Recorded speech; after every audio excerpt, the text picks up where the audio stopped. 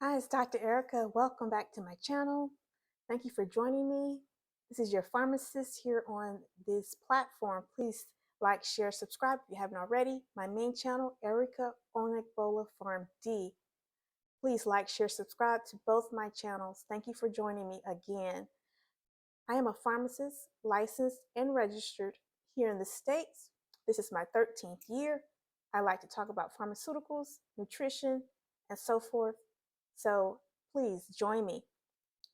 If you got coffee, if you got tea, please pull up a chair, join me in this video, comment, leave topic suggestions that you would like to learn about, and enjoy. So today I want to just give a little vlog about what's happening in the news, how we can help our um, medical issues, how we can be prepared, how we can know about our pharmaceutical options, both non-prescription as well as over-the-counter, as well as homeopathic or remedy.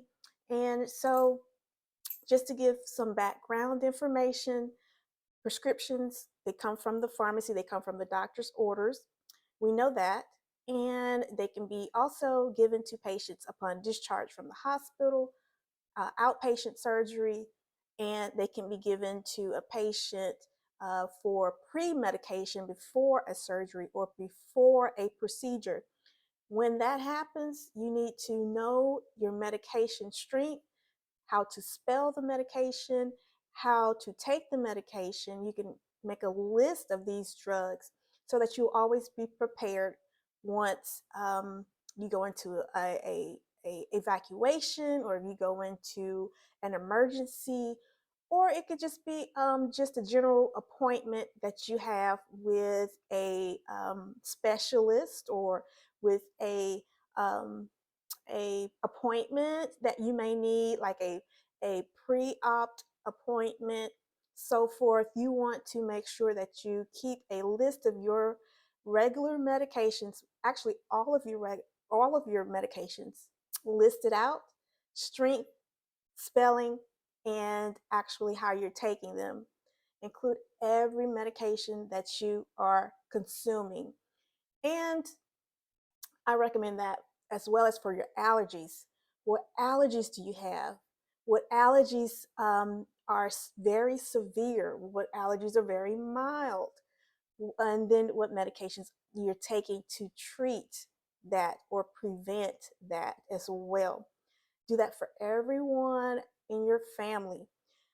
Um, so that's what I want to encourage today, and to remind everybody, because we don't always know what tomorrow may bring. We don't know what diagnosis or what prognosis we might be dealing with. Um, for hospice patients, your hospice nurse will have all of that for you. For elderly patients, you should pretty much have that list comprehensively and entirely completed, because if you're geriatric patients, you are probably more than likely accustomed to what you're taking and how you're taking it. So that's what I wanted to hone in on. Um, Also, watch all of my videos about mental health, about mentality, about healing journey, about what it takes to go from one moment to the next moment without fluctuating in your emotions, without having to explain yourself in certain situations, how to be more stable in what you may be dealing with. It could be a age-based issue. It could be a female hormonal-based issue. It could be catastrophic. It could even be a event that happens that you're never experienced before, that you're trying to become more accustomed to. So, healing journey. I have several posted videos about the healing journey, about emotions, about mentality, about doing things that help you from, again, one event to the next event, being stable. And I suggest non-pharmaceutical based steps that you can take. However, with some, I do understand with some diagnoses, medications may be warranted depending on the severity, the diagnosis, the specialist that may be involved, and so forth, evaluations that may be involved. So I do understand that, but I'm talking about the populations who are trying to circumvent pharmaceutical intervention into their mental and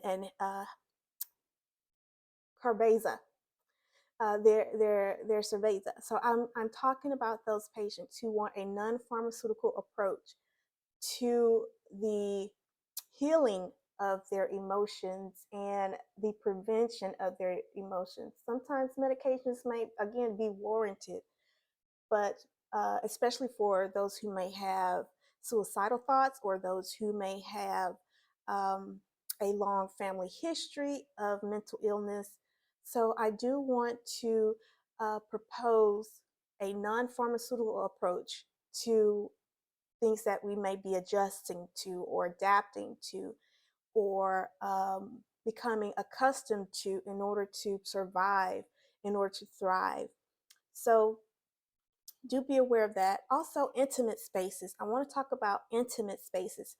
That can play a major role in our healing journey. It can play a major role in our um, day to day to day event. It can also play a role in our outcomes, in our goal reaching.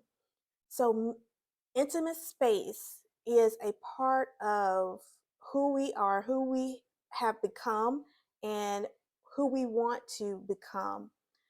I suggest as a pharmacist, start with adapting to detachment strategies and start adapting to disassociation strategies as well. And while you're doing that, slowly and surely implement those positive affirmations, whether it's from a clergy or a renowned celebrity who inspires you, or it could be from a parent, it could be from a family member, it could be from a colleague or a professional healthcare um, person. It only depends on how comfortable you are with accepting positive affirmations. Don't accept false truths. Don't accept those things that are not real. Don't accept those things that are, again, false truth. By that, I mean, when I say false truths, I mean people and events that or groups that may bring instant gratification or Indian giver type gifts, for example. Those who may emotionally incline, but later default to a lesser than. So be aware of who enters your intimate spaces, how long you allow intimate spaces to be open, guarding your guarding your mind. You can also guard your by guarding your mind, you also guard your intimate space as well as your physical, the rest of you. So intimate spaces allows and not allows things to happen. So when I say positive affirmations, my positive affirmations, I choose um, to listen loudly to the word of God. Number one, you already know, if you already know this channel, then you already understand where I come from when I say that. Also, for example, my positive affirmations come from Black history, the strength of those ancestors and those who come before me, those who um, have succeeded on an advanced educational level, those who have succeeded and have left a legacy for the generations, have a long receipt of legacy for generations such as myself and those younger. So when I say positive affirmations from someone who is someone who's inspiring and someone who uh, is is promoting, always promoting, no matter what critic or what scandal or what negativity or um, downtrodden may be be thrown at them or at their name. Those are the type of positive people or positive groups of people that inspire me. And my biggest my biggest ally is myself. My biggest positive affirmation is from the inward. It's from the inward. It's from within. It's from my self love, my self care, getting up in the morning, doing what it takes to get moving, doing what it takes to be positive, to be silent, to be mentally reflecting, um, knowing what it takes to not be in comparison or be in competition with who is, um, who may have a leg up in the rat race. Stay out of the rat race. That's how I get to be more confident in who I am. I stay away from the rat race. This is my non-pharmaceutical way of being in touch with who I am. Not everyone has the same background, not everyone has the same present or the same outcome, past, present, and future. No one has the exact same, but we can learn from each other and we can grow forward.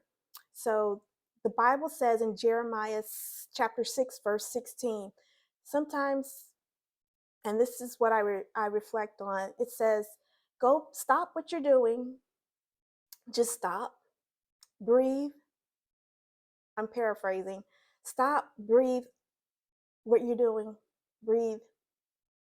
Reflect upon the good old days, reflect upon the good old ways, and go back to those paths. Follow those paths so that you can finally have rest for your body and for your spirit man. So, and that's Jeremiah chapter 6, verse 16. Um, like no medication, I'm saying this as a friend, as a advocate, as an ally. No pharmaceutical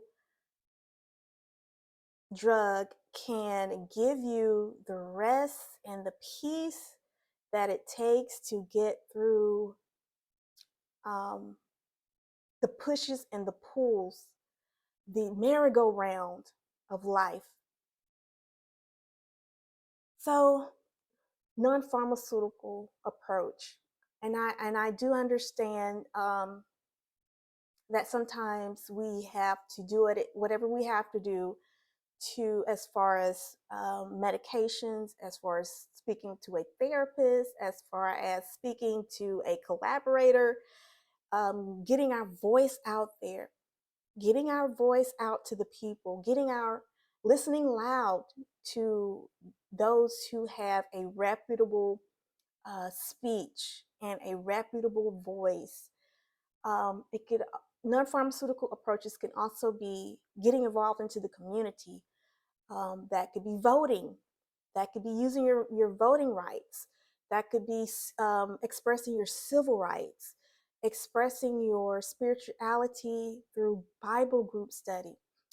It could be taking a walk, taking a jog in the early mornings, or riding your bike in the early mornings, or checking on a family member, or accepting an invitation to an outing or to a public event. Just small steps at a time, and eventually those habits become nature to you, and you prosper every time. So, intimate spaces are very much important as being in a personal space with someone, because intimate space protection involves the mind, and what goes on in the mind goes on in the heart, goes in the heart, goes out into the physical.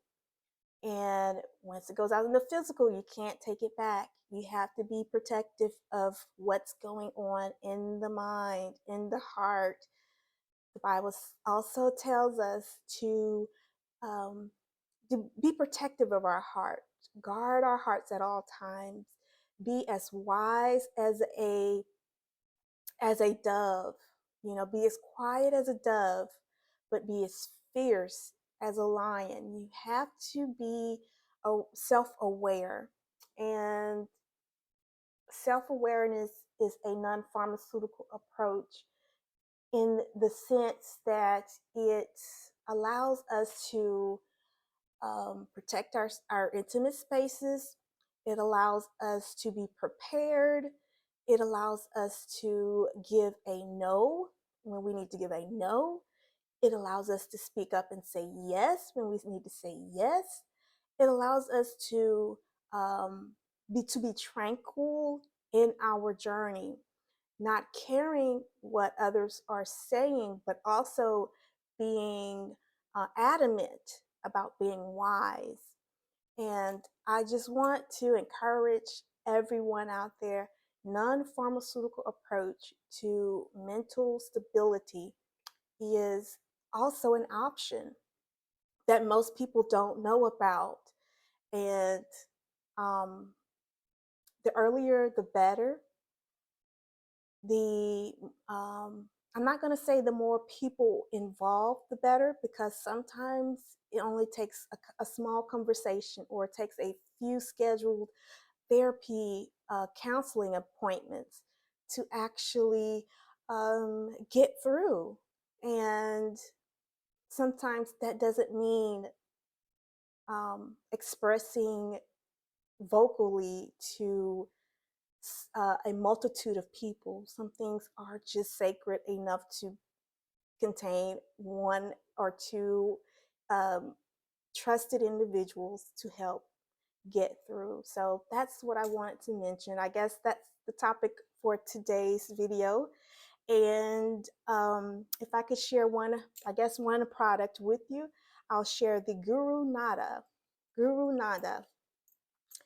This product is a um, oil pulling oral rinse for deep cleansing of the tongue and the palate and the gum lining, and it's available at the pharmacy. You can get this at the pharmacy, and you can, like I did, and it is Guru Nanda. Please try it out. Let me know what you think. I haven't tried it yet, but I see a whole bunch of marketing of it, and a lot of people are giving feedback and reviews. It has tea tree oil, clove, oregano, peppermint, cardamom, vitamin D, and vitamin E and K.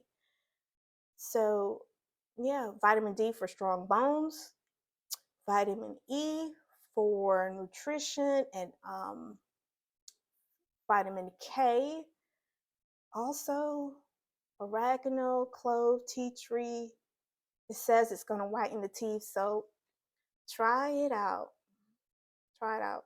So that's what I had for this particular video. Thank you for joining me. Please, again, like, share, subscribe. I hope to see you again. Take care. Bye-bye.